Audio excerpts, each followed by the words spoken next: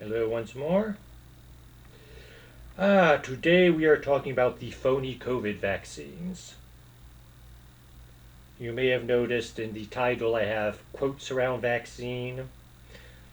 Assume anytime I refer to COVID vaccine, I'm making finger quotes around it because it's not a real vaccine. Why do I say this?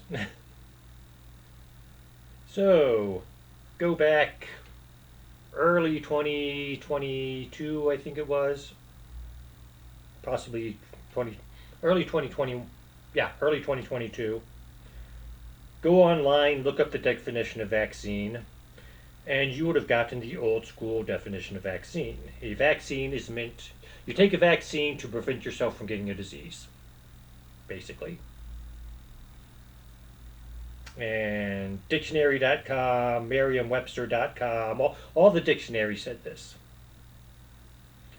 A couple months after that, go online, look up the definition of vaccine, and you would still have that, but then you'd have another definition, a short paragraph about messenger RNA and blah, blah, blah, blah, blah. And it's something that looks like it was cut and paste from a pharmaceutical pamphlet. It's I've studied science and I had to read this thing two or three times just to get an idea of what they were actually trying to say with it. And I've got to question whether the people at dictionary.com and all the other ones really understood it or whether they just put it on there. Um, this has since changed. Sometime after that, because I looked up last night, and most of them, before we get to this change, it's interesting to think about this. So you had the original, a vaccination is something that's supposed to prevent you from getting disease. And most of them, they kept that as their first definition and then had this short paragraph about messenger RNA as the second definition. There was one of them, I forget which one, they made the mRNA definition the first one and made the original definition the second one. I thought that was interesting. I did not make a note of which one it was. I was thinking by the time I make this video, I'd be able to look it up again, but like I said, they have since then they have changed the definition again.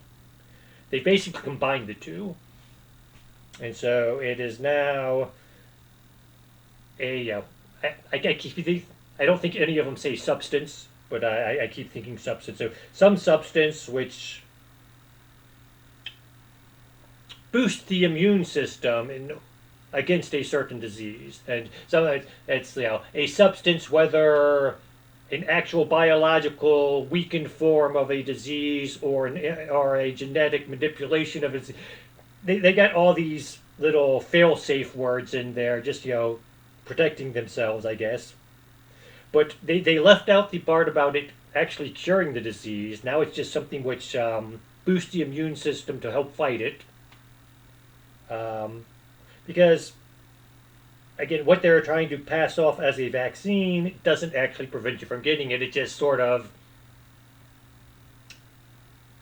gives you better odds, but it doesn't actually prevent it.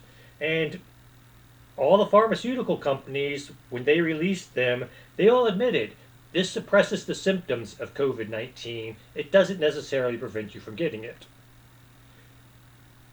So I call it phony because I'm going by the old school definition of a vaccine, where a vaccine is meant to prevent you from getting it. It doesn't just suppress the symptoms. Back in high school biology, if I had written that a wishy-washy answer to what a vaccine is, it sort of kind of helps you, but it doesn't necessarily. I would have failed. And so, I'm old school. I'm going by the original definition. Vaccines are meant to prevent you from getting a disease. So along these lines, sometime summer of 2021, I think it was, or 2022, I forget which, vaccines came out. Yeah, it's sort of amazing. the amount of time that's passed since all this started, that's why I'm having trouble with the dates. Is you don't realize how much time has passed until you actually sit down and start to make a video about it. But they released the so-called vaccines again. Assume finger approach if I actually forget to say so-called. Couple months went by. People shaky about whether they want to get it or not. Some people ran out and got them right away. Other people questioned it. And the president comes out and he makes a statement about how soon we're going to have the COVID is going to be the pandemic of the unvaccinated. I immediately disagreed with this because, like I said, the pharmaceutical companies had already admitted this doesn't prevent you from getting the disease, it suppresses the symptoms. And my say in this, so you got a population. Here are our people. And then you got 2 people get COVID. The unvaccinated person shows symptoms of it. And so he might or might not self-quarantine. I say might not because there are some people they could be coughing up a lung and they will still think they're healthy enough to go to work. But smart people, they start to show symptoms of being sick, they stay home. The vaccinated person, he's got the so-called vaccine. It doesn't prevent him from getting it, it just suppresses the symptoms, so he's not showing the symptoms. He goes out with the rest of the population. So, like I said, Biden came out with this phrase, pandemic of the unvaccinated, just to try to scare people into getting the vaccine. When in reality, like I said, the unvaccinated people are more likely to self-quarantine and not spread the disease than the vaccinated. I actually documented this. I can pull out a document that's got the data. And this is where, like I say, throwing out the dates, I think it was like September 1921 I said this. This is why I'm having trouble with keeping some of these years straight. And here we are over a year later, and I've been proved to be correct. People have won Nobel Prizes for less than that. So where's my Nobel Prize?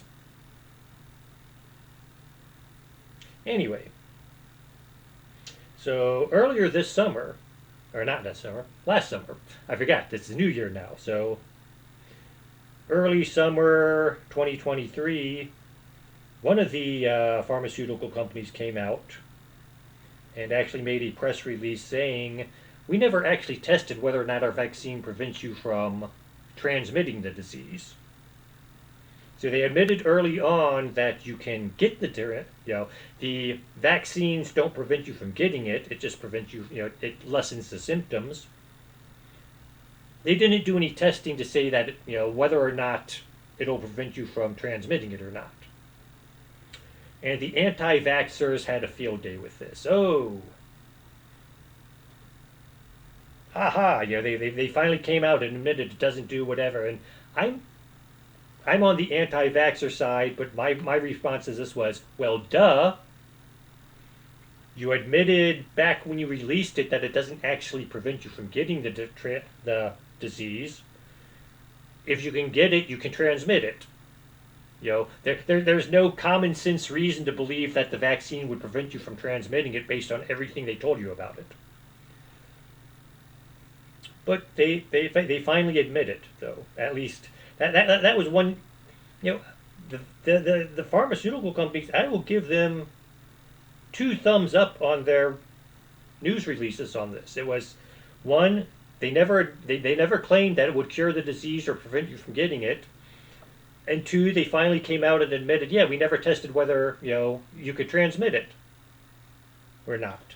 Which, again, once they admitted that it doesn't prevent you from contracting the disease, there's no reason to believe that it prevents you from transmitting it. But people made a big deal out of this when those of us who were paying attention realized we have no reason to believe that it will prevent you from spreading the disease. Like I said, it has become a disease of the vaccinated. Vaccinated in finger quotes, of course. Um, Interesting thing also is everyone I know who got the vaccine and then later got COVID, they said that the COVID they got was actually worse than the people who weren't vaccinated or before the vaccine came out. So we did have people hospitalized, but most of them had pre-existing conditions. As commoners who don't have pre-existing conditions, if we got it, most people say it was like a bad case of the flu, which I don't get the flu that often, so I don't know what's considered a good case or a bad case of the flu. But what they're saying is it doesn't seem like it's too bad for the people who don't get hospitalized. And again, this whole series, I'm sort of anti-COVID. I'm not anti-COVID. I'm not claiming it doesn't exist. I'm not claiming it's not dangerous. I'm just against the response to it. And I think the government and everyone, mainstream media and all, just went off a deep end with their response to it. And honestly, I believe there is some attempt to manipulate the public with their response to it. Just because I can't think of any logical reason why you would go to these extremes unless you're trying to fearmonger people. So we got the people with the pre-existing condition get it, and yes, it's very serious for them. For the rest of us, it's like a bad case of the flu, which again, that's going to vary. The definition of a bad case of the flu is going to vary from person to person depending on your experience with the flu in the past. But the people, once the vaccine came out, the people I know, again, I don't have a scientific study to show this or anything like that, but science begins with observation. So I'm going to go with this is what happened to the people I know who got COVID after getting the vaccine. It seemed like their cases were always worse. And there are people, I know one guy got it, stayed home for his 2 weeks, because that, back in the early days, if you tested positive, stay home for 2 weeks. This guy got it, and that was the general thought on it was, even if you were showing symptoms, you should be over them by 2 weeks into it. So he got COVID, clearly had it, went home for 2 weeks, got off of his 2 week thing, came back to work, and he was still run down. And it's like, this is something, the old days before the vaccine, you stay home for 2 weeks and you might have one day you want to be, to recoup still, just because you're not used to, you spent 2 weeks in bed, you're not up to running around like you used to. In this case, it was almost another 2 weeks of being just fatigued and whatever. All the testing said he no longer had COVID. All the common diagnosis, whatever, for COVID said he shouldn't have it anymore. But he was still run down for about 2 weeks after he had COVID. And so my question is, did the vaccine cause that? There are people who argue that the vaccine is causing weaknesses, and a lot of mysterious things of teenagers having heart attacks, and cardiologists have come out and said this is being caused by the vaccine, and other cardiologists coming out and saying no, it's not, and of course, mainstream media being what it's like, anyone who questioned policy was made out to be a crazy. So, the ones saying that the vaccines were causing it were, of course, belittled and, pushed off the fringes and, whatever. those claiming that it had nothing to do with it were treated as enlightened. In reality, we should actually be looking into this more closely, but no one wants to because that would be questioning current policy, and current policy says no, you don't question it. Because again, like I said, there are people using, or I believe there are people using COVID just to manipulate whatever they want. It's not a grand conspiracy. It's more like people, a bunch of little people with their own agendas, and we can use this conveniently to our advantage, as opposed to the big, world domination conspiracy most people want to go through. Agenda theory is more believable than conspiracy theory. Now we've had some big names. Joe Biden made a big deal about getting the shot, and actually had a press release where he supposedly got the shot. I say supposedly because there are some people who say if you watch the film, the syringe was already depressed before it touched his arm. So all he did was hold a syringe up to his arm.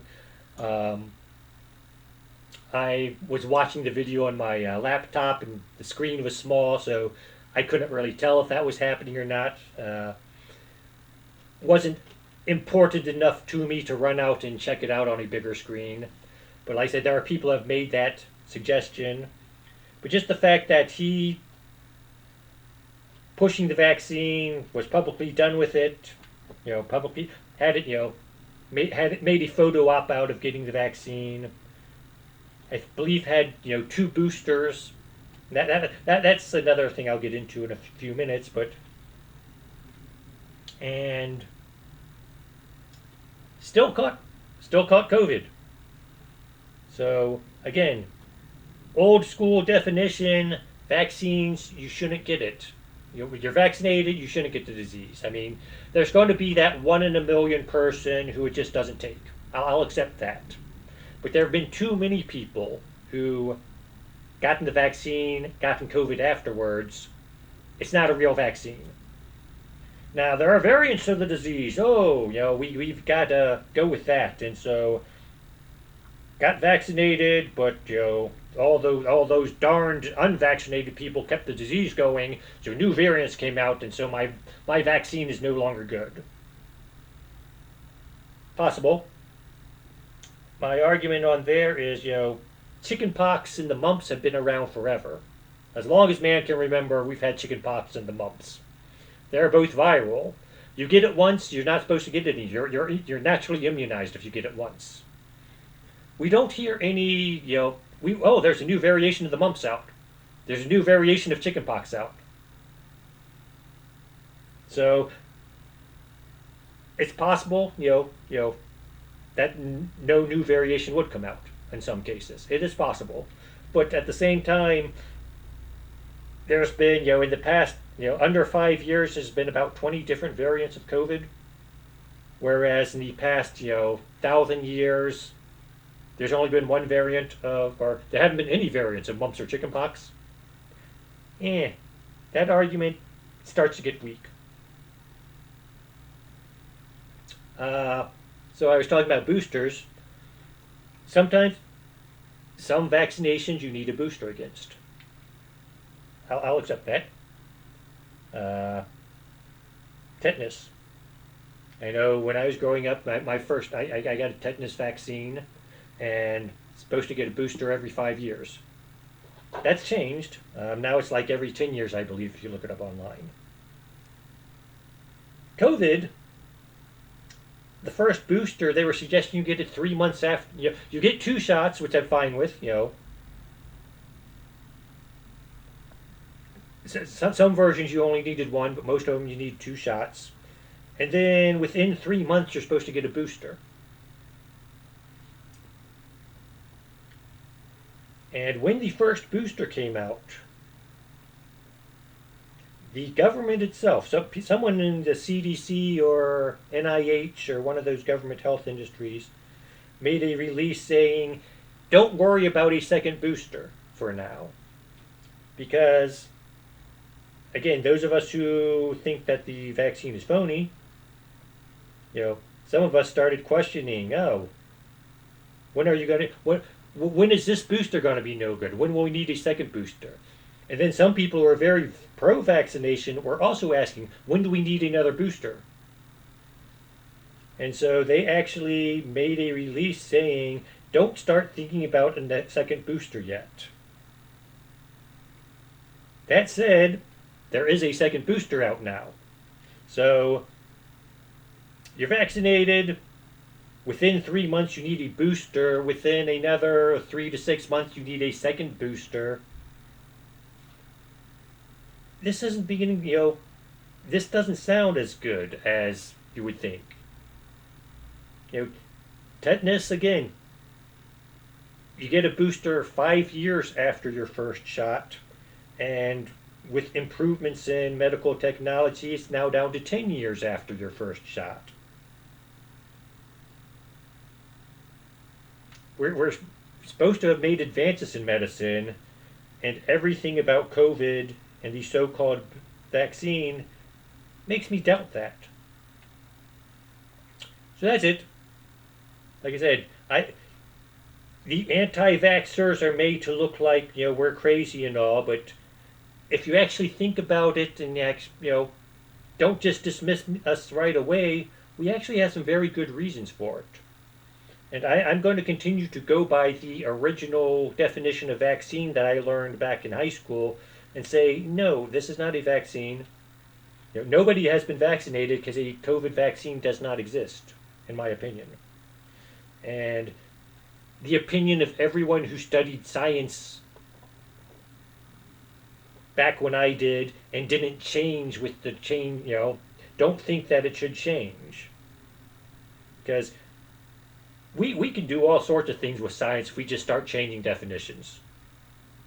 And we don't do that, except for when it's politically expedient for someone who wants to use a pandemic to their advantage. So again, it sounds a little conspiracy theory when I say it that way. I'm not 100% sure it's not conspiracy theory, or at least agenda theory worth. That's it.